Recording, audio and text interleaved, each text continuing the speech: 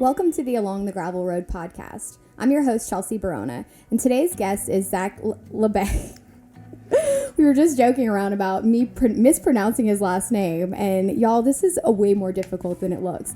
But I'm really excited to talk to him today because we're talking about a topic that I think actually will resonate with a lot of people and is coming up a lot more often, especially with social media and around talking more about mental health in social media. And that is his adult diagnosis with ADHD. And then we're also going to talk about another really interesting topic that I think we'll also touch on things that people are experiencing that maybe we're having a tough time understanding. And that's this idea of like, Zach works in the news, so he is always seeing a lot of sort of devastating things, but we also are all being being exposed to news and to tragedies a lot more often, I think, than we used to. And so I'm really excited to have this conversation. And so I'm excited for you all to join us too. Thank you, Zach, for being here and for sharing your story with us. I know that's not a small thing. Yeah, I mean, of course, thank you for having me. I was excited whenever you asked me.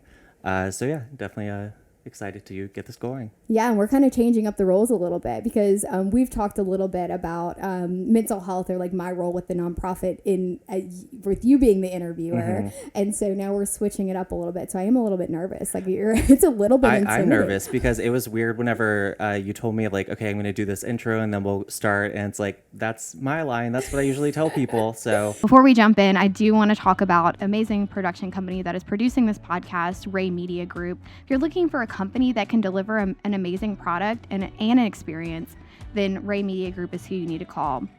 They specialize in weddings, podcasts, commercials, YouTube, business promotions, and it's really been great to work with a company who strives to create this experience for their clients. And so you're not just a number to them. They take the time to build these relationships. Trust me, I know from experience. We've been working together for a little bit now, and it's been amazing. And they put up with me, which is a great thing. So you can check out their website at raymediagroup.com. That's RHEA mediagroup.com, or give Ken a call at 225-772-7504. Yeah, so bear with me and I will do the same, but we're gonna have a conversation today, and we're gonna talk about your story and your journey. And so, and just you sharing that and just you being open to sharing that, I think means a lot to a lot of people. And so again, thank you. It's so important that we're having these conversations. So when you're thinking back about your personal mental health journey, can you like sum it up for us of what that's looked like more recently for you? More recently, so I mean, with you mentioned the adult ADHD diagnosis. Mm-hmm. That happened in January, so that's very recent for me. Yeah. But I mean, going as far back as childhood, I can think of times when mental health has kind of maybe not been the best. And, just figuring out my ways of working through that, not having that diagnosis as a kid and trying to get through school, elementary, middle, high school, even college, without having that sort of diagnosis or any kind of way of dealing with it. So that was definitely a struggle for me. But yeah, I mean, now things are pretty much working. Yeah. So I think at least for me, and the reason I kind of asked it was like more recently, because for me, I didn't identify all these things in childhood that connected to my mental health issues until now, or whenever I got help and started like finding support for it. And then I was able to go back and say, oh, like all of that connected, now it's so clear. So what did getting support look like for you? And then what did that, look like before and after? Yeah, I mean, I ended up getting tested for ADHD twice. Whenever I was in college, I kind of going back even further, like throughout school, I was never the kid that could sit down, read a book, understand anything that I was reading. I'd forget everything. And I was fine in school, like middle or elementary through high school, I was able to get through things fine. Mm-hmm. But once I got to college, I couldn't keep up with anyone. First I realized, okay, something's not right. So I went to get tested. It was a long process, and ended up not having the best relationship with the doctor who was testing me. I went in, met with them, took the test, and then it took months for them to actually get back to me about talking about the results. When they finally did, it was kind of a strange situation. The doctor was just telling me, well, my son doesn't have any trouble in school. And then he even kind of, in a way, said that I was like lying about having anxiety. And so that just went nowhere. So it wasn't for, years until January where I tried getting tested again. I kind of just went through that, not really knowing where I stood, because it's like I have this person who's basically telling me I'm just making it up. So I don't really know that what's happening with me in my brain is not, I don't want to say not normal, but it's not functioning the way that it could be. So that was definitely something to deal with. And then whenever I did get tested again, I met the doctor, did the testing, and at this point I had already done like a ton of research. I kind of had a better understanding. A lot of things around ADHD really made sense. I kind of pinpointed a lot of things in my childhood. And so I was kind of expecting the result to be you have ADHD. The test kind of measures your audio and visual attention. What I wasn't expecting whenever I got the results was her telling me that you have severe deficits in both auditory and visual. So, that was kind of funny to me. I kind of feel like I almost like laughed whenever she told me that. Yeah. That was just interesting to me. Yeah. So first of all, I'm sorry that you had that experience. And I also think that unfortunately some people do, and that can really deter you from,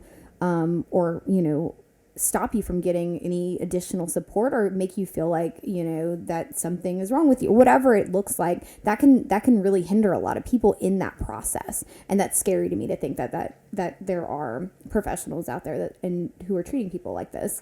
And so I'm sorry that you experienced that. I am glad that you sort of revisited it. What were the things that, reaching out and asking sort of to be tested for this specific thing? What was your reasoning for that? Or was it you reached out for help for one thing and then it ended up being that ADHD was an option to be tested for? Yeah, one thing, I feel like we go through school and we kind of think these ADHD kids are the ones who are super hyper. They're all over the place, can't stop talking. When I was younger, I think I was a fairly happy kid. I got along with everyone. I never really got in trouble too much because my mom would always work at the schools that we were at, because we were military family. We moved around a bunch. It was just a place for her to go to work, kind of be with us as well. So I remember teachers kind of always threatening me, if you don't stop, I'm going to tell your mom, and that would shut me up pretty well. But like I said, just growing up, struggling with reading and whatnot, and just paying attention to things. As I got older, I learned more that it's way more than that. It can deal with a lot of overthinking, that feeling that your brain is just constantly cycling, going down these spirals of doubt, self-doubt, and also just getting overwhelmed with simple things, or just having multiple tasks. You kind of get overwhelmed or you freeze. Or, for example, this, if I had work earlier this morning, came to this, but if I didn't have work this morning, it's, you kind of enter into this frozen state where you're like, I have an appointment at this time. I can't do anything until then. And so a lot of those things kind of came together and made sense with everything that I read up on it. And so whenever I met with the doctor, I kind of told her my concerns, and she was pretty sure then, but then obviously I have to do the testing and whatnot. So that was pretty much the route that I went. Yeah, I think it's important to talk through some of these things, and the fact that you're telling the story about this specific diagnosis, and we'll talk a little bit more about what after getting support looked like for you.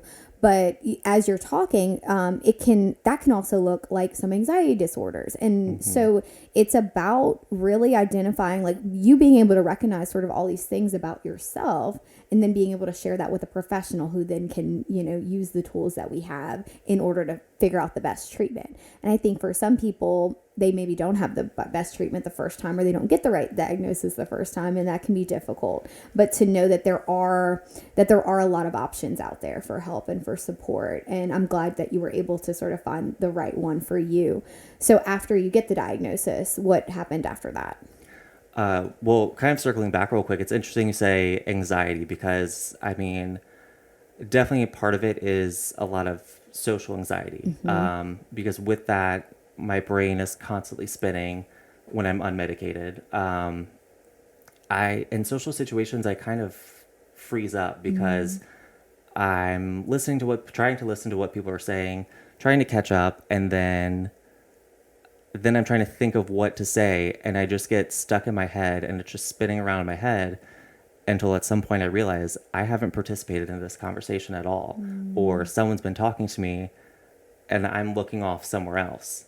So that's definitely been interesting. And then going to your question of how it looked before, I mean, basically that. With the medication, it's recommended that on weekends when I don't have anything going on, I take a break from it and just to not allow like a tolerance to build up really. So the very first weekend that I stopped taking it after taking it for the week, it was extremely frustrating because frustrating and eye-opening because it made me realize how difficult things have been for me before, but I never had the perspective from the other side to realize it. So it was just like, why can't I get anything done? I walk into another room, completely forgot everything I was doing, just switching between tasks every like 5 to 10 minutes. Yeah. Yeah, no, that makes a lot of sense. And it's sort of similar to my experience of when I started medication for antidepressant, and it was like I just thought these were normal ways to feel, before, and so being able to sort of navigate that. Now, when it comes to dealing with this, medication is obviously a huge help, and it has been a help for you. Are there any other tools that you've put in place, especially sort of on those weekends where you're tapering off the medication? I mean, there's definitely another part to it other than just focus and staying on task. There's this feeling of burnout that comes with it a lot. And even medicated, you get burnout because you kind of have this understanding that it takes a lot more brain power for you to get tasks done that seem easy for other people. So you tend to push yourself out of your limits, and you just get emotionally, mentally, physically burnt out because you think, I know that I have to work harder to do these same things, so I'm going to keep pushing myself so that way I seem like I'm functioning like everyone else. Yeah. And that's something that I definitely struggle with sometimes. But as far as other than that, I mean, it's really just trying to give yourself some grace. Because also with knowing that you tend to have to work harder, sometimes even things that you're good at, you tell yourself you're not good enough at it, or that you have to work a lot harder at it. So it doesn't come easy to you like other things. And so you don't really believe it, that you're capable of doing it. And that's something that I can sometimes get stuck in as well. And then that spiral will happen and you just go down this rabbit hole of all of these negative thoughts. And, luckily I have some people around me who will try to snap me out of it whenever I get there. But really it's just trying to understand that not everything is going to come to you easily. And basically that. Yeah, and it sounds like, and that I think that's so important for other people hearing it too, is that a big part of this process was recognizing that it was this, that you struggling with this is impacting or is the cause of some of these, the way that you've been navigating your life, and that's okay. And now to be able to move forward from that. So just recognizing that, that things are going to maybe come a little bit harder, or that it's going to take more of this energy that you have to give in order to get these things done. Just recognizing that can have a huge impact on how you're able to move through the world and like move forward with it.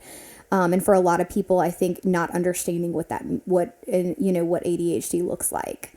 But hearing, other people's stories about it, they can probably say, oh, that is something that I struggle with. Now I can at least tell myself that's okay. There's nothing wrong with me because I struggle with that. That just means it's going to take X, Y, and Z for me to move forward from it, or that I need to, to maybe take that time to get my energy back before I'm able to put more into that.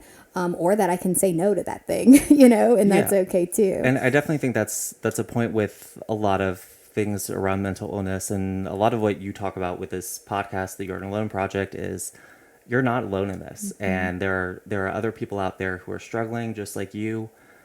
It's okay to tell yourself that you're fine. Yeah. You're going to be okay.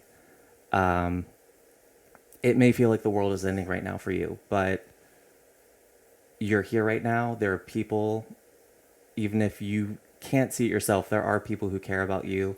There are people who can relate to you. So it's worth taking a step back and just saying, I'm okay right now. Mm-hmm. I'm going to get through this.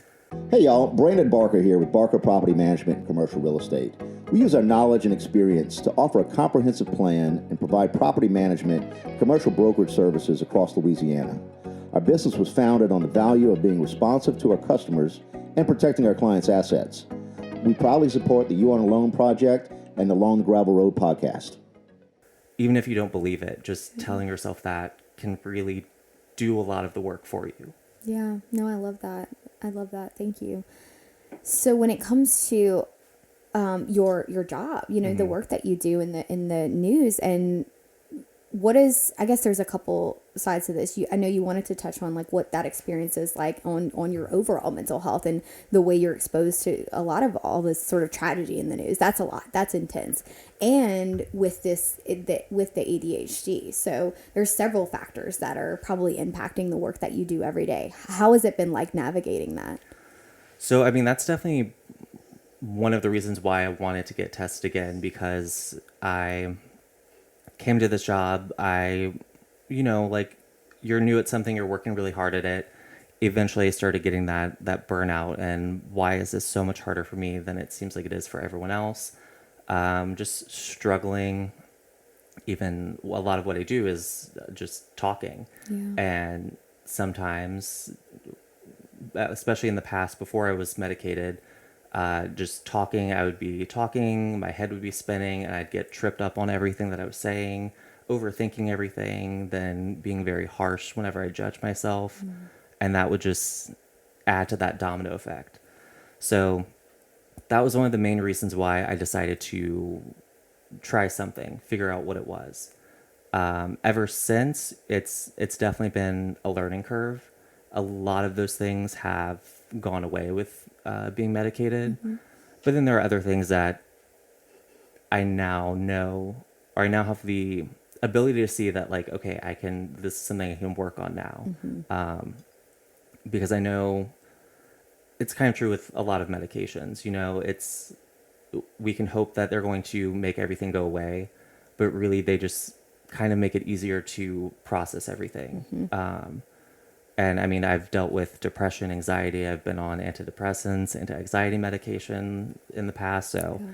I mean, it's really just opening the door to allow yourself to take those next steps. Mm-hmm. Absolutely. And so, so that has helped, even just having the diagnosis sounds like it's helped you in a lot of important ways. Yeah. Cause it helped me look back and finally have an explanation for things. Yeah.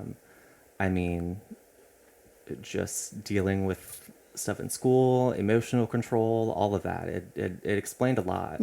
Yeah, and there's something sort of freeing about that, or like something, or in a way, like you're able to sort of forgive yourself for some things too, as you're able to better understand why some of these things, maybe you went through some of these things. Yeah, there's also definitely a somewhat of a grieving period with that as well. Because getting that diagnosis, and really, I feel like no matter what it is, you, especially once you start moving towards feeling better, or whatever you define as getting better, you look back at your childhood, whatever, and you almost resent what could have been. Yeah. And I don't know, you get kind of angry, and then you really just, you grieve what could have been. And I go through periods like that sometimes where not just school, anything, like you grieve friendships, relationships with your family, friends, significant others. You really just kind of see what could have been. Yeah, that's big. And it's a lot of like what drives like the work that I'm doing now, because that's the same, similar to what happened to me. I look back and I'm like angry that all of these things happened that were going on, and some of the stuff that I take responsibility for, sure, but a lot of it was greatly impacted by my struggles with depression and anxiety. And I can see that now. And just thinking back on like what it would have been like those 28 years before I got help, of like being able to experience all those things as after getting support. And it can be upsetting, and I do get angry about it. And also I think that idea of like now giving yourself grace to say that happened to you. Now, you can move forward from it. And 28 years was too long. And you just say whatever age you are, like now hopefully that we're having more of these conversations. Kids aren't waiting that long to recognize these patterns within themselves, to recognize that these things aren't something that's wrong with them, that's something that's happening to them, that their experience that they're struggling with, and that they can get help sooner. That's the goal, Yeah, and I definitely think younger generations are way more aware than Absolutely. I think we were Yes. when we were younger. I mean, you go on TikTok and you have people talking about all these different things going on, and so there really is a community now for people to get this information. And a lot of the stuff I found out about ADHD came from TikTok, and of course I went back and cross-referenced and did my own research to make sure information was correct. But I mean, everything really kind of checked out. And I mean, I'm grateful for the younger generation who is a lot braver than I was whenever I was younger. Yeah, absolutely. I'm like encouraged, and the stuff that we're seeing now, and the conversations that we're seeing around mental health, around things like ADHD, it's really encouraging to see that, and to see that there is now a space for that, and a safe space for that too. I think obviously, like there's misinformation, just like you said. You have to be careful, cross-check, and then reach out to professionals for help and trust, but also, just like your experience, you had a negative one, also advocate for yourself. And you eventually were able to come to a place where you were able to do that. And so there's a lot surrounding it, but the fact that these conversations are happening is really encouraging. So now talking about just your profession in general, and the stuff that you're exposed to daily, like what has that been like, dealing with that? And I think in the world today it's difficult for everybody, and you're in it every single day. Yeah, I mean, for the most part, I'm fairly lucky. I'm the morning reporter, so a lot of what I cover is community events, like fun family activities. That's good, yeah. So, I mean, we did something whenever you guys had the... what was it called? Your vote with your head. Yes. Meetup. Yes. So, I mean, I get to talk about a lot of positive things, but there's definitely some situations where we have to go out to a shooting or a fire. And I always think it's such a weird thing, because you're going to this place. A lot of times you maybe have never been to that area before. So you're in a new environment, you're seeing this thing, and it doesn't feel real whenever you're looking at it. Yeah. And there are a lot of times whenever, I mean, I can remember the first shooting that I had to go to, and that was outside of some convenience store, and I just remember pulling up and there's just a body still like on the ground. And no one really prepares you to see that, especially if that's not something that you grew up with. Unfortunately, there are people who do grow up with that in their lives. So that's hard to see, but in the moment, it's kind of just, I'm here to do a job. And it, especially with that one, it wasn't until I got back in the car, started driving away, that it really hits you. Because like I said, it doesn't feel real. Yeah. And I've gone to fires and other shootings where then you have family members who are standing around and crying and grieving and sometimes yelling at you because you're there and you are intruding on their lives. But also it's part of our job to let people know what's happening. I mean, fires, there's often roads blocked off. We have to let people know that's going on. Shootings, I mean, there's letting people know that the crime is happening. But it's definitely difficult to witness that, just, I don't know how to explain it, that like very raw human emotion. And it kind of snaps you out of that feeling of this isn't real. And I mean, you kind of take on that heaviness. You take it with you to some degree. Or is there anything that you have done to try and like when you do have to go through things like that, or that's part of your job? Do you have any tools or anything that you use, or what is it like after? How do you take care of yourself after that? For the most part, a lot of them you're able to just move past, because a lot of working in this job, it's always, all right, you did this, now focus on what you're doing next. So a lot of it is just, I keep moving on to the next thing. It's not necessarily the best way to process things, is just pushing it aside and hoping that it doesn't come back up. I mean, there's definitely, I can think of a few specific situations that they definitely do pop back up in my mind often. But really having people around you who you can just remember that they're there to support you, or even people who I know that I'm there to support. It makes me feel better just knowing that I can be there for them as well. And that just makes it a little bit easier to get through, because I can then change my focus on this person in front of me is all that matters right now. Or I'm grateful that I have my family that I can go home to. Yeah. Yeah, no, I think that things like that, small things like that, can be really, really important. And, obviously this is pretty unique to your job and your profession. However, I do think, especially with social media and the way media is like sort of surrounds everything that we do now, that as an individual, person even outside of being in the profession, we are also sort of exposed to a lot of these things and become a little bit desensitized to it, or removed from it where it doesn't feel real. But then also recognizing that this may be something that impacts you whether you realize it or not, even though everything's telling us to keep moving forward because something else is happening the next day. So just those small things, these support systems, being able to be there for other people, I think that can also like kind of resonate with other people too. So thank you for sharing that. What would you say to somebody who is maybe recognizing some symptoms that might look like ADHD, or who is struggling with ADHD, is kind of going through it? I mean, I would say if you think that you have it, find a psychiatrist who does testing and go ahead and try that out.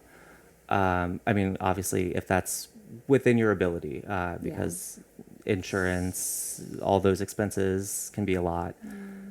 So if you have that ability, go get tested, see what it is. If it's not that, you're at least now working with someone who can maybe help you figure out what it is. And I mean, for anyone who already has that diagnosis,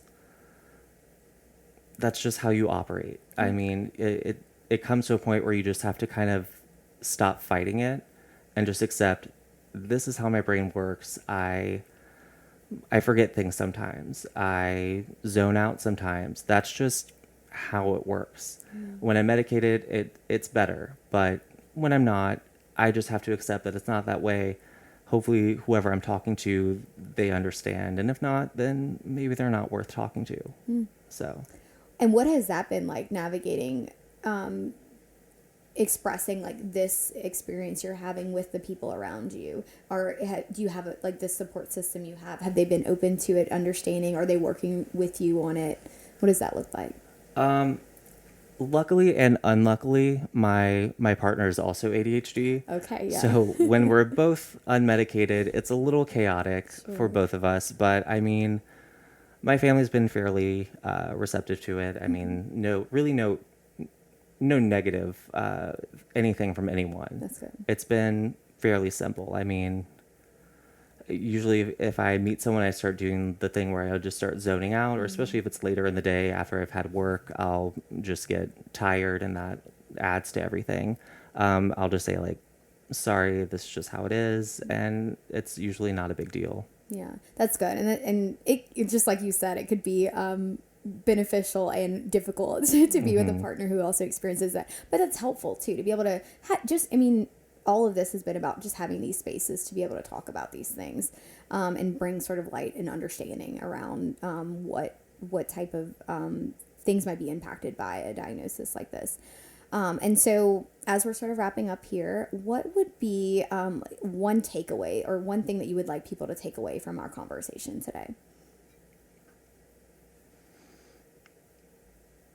I think regardless of what mental illness or difficulties you're dealing with, there is always a way to find I don't necessarily want to say light at the end of the tunnel, but I mean, it's not all bad. Yeah. It feels way worse than it actually is.